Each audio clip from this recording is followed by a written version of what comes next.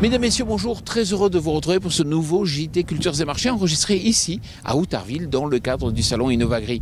Alors, j'ai le plaisir de recevoir Michel Portier.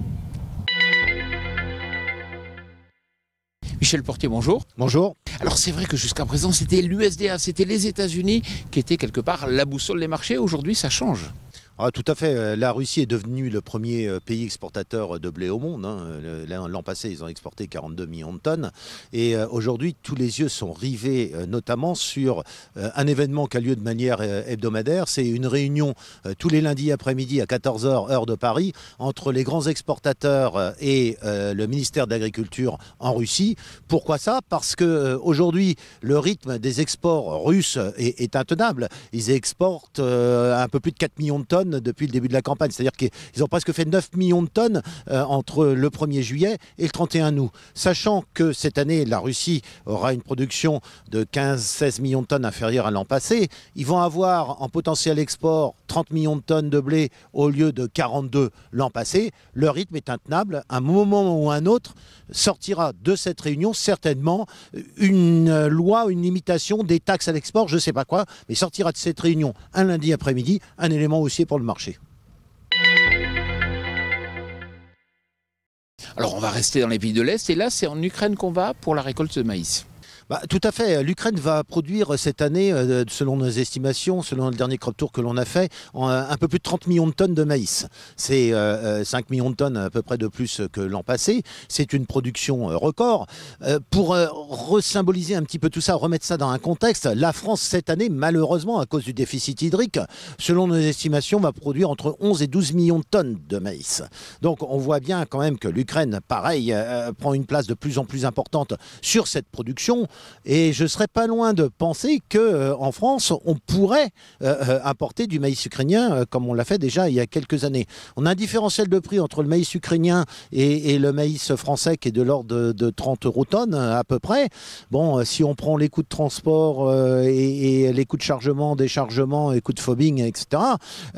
Une chose qui est certaine, c'est que le nord communautaire, Danemark, Hollande, etc., là où sont localisés notamment tous les gros fabricants d'aliments du bétail, importeront du maïs ukrainien. La question est de savoir, c'est est-ce qu'on apportera du maïs ukrainien en France? Alors aujourd'hui, il semble que la sécheresse en Australie, c'est chaque année, c'est totalement récurrent. Un petit peu, sauf exception, il y a 2 ans. Il y a 2 ans, ils ont fait une récolte de 31-32 millions de tonnes de blé. Bon, l'année dernière, on est redescendu autour de 21 millions de tonnes. Cette année, on pense qu'on va peut-être descendre en dessous des 20 millions de tonnes. Mais quelque part, ça devient quelque chose de structurel, cette sécheresse en Australie. Notamment, vous savez, en Australie, il y a 2 grandes zones de production. Il y a vraiment le sud-est et le sud-ouest. Donc, à la limite, qu'il y ait de la sécheresse sur le nord, excusez-moi, mais ça n'a pas d'impact sur le marché. Par contre, sur le sud-est, ça devient structurel. On peut se poser réellement des questions, de savoir ce qui se passe. En tout cas, si on n'est pas encore tout à fait convaincu du réchauffement climatique, eux, les Australiens, le sont.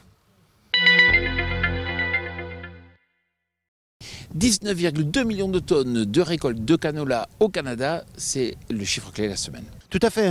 StatCan donne toujours, tout début septembre, enfin le 31 août pour être beaucoup plus précis, donne à chaque fois sa première estimation de production.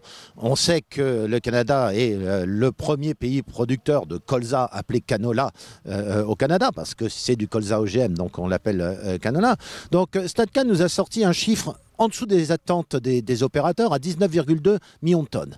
Par contre, il faut bien noter que lorsqu'on regarde sur les années précédentes, ils nous font le coup chaque année, grosso modo. C'est-à-dire ils nous sortent un chiffre de prévision au 31 août qui est inférieur à la réalité et qui est systématiquement au mois de novembre, lorsqu'ils révisent leur estimation de production, au mois de novembre, ils nous augmentent, comme l'an passé, de 3 millions de tonnes la production.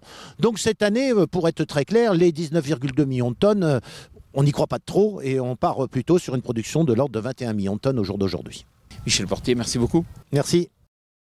Voilà, le JT Culture Marché, c'est terminé. Je vous rappelle que si vous recevez un email qui vous informe de la mise en ligne de ce JT, aidez-nous à mieux faire connaître notre émission. Comment? C'est très simple, vous partagez cet email avec tous vos amis. Voilà, le JT Culture Marché, c'est terminé. Je vous retrouve bien sûr la semaine prochaine et puis je souhaite de très bonnes récoltes de pommes de terre pour ceux qui sont en plein chantier.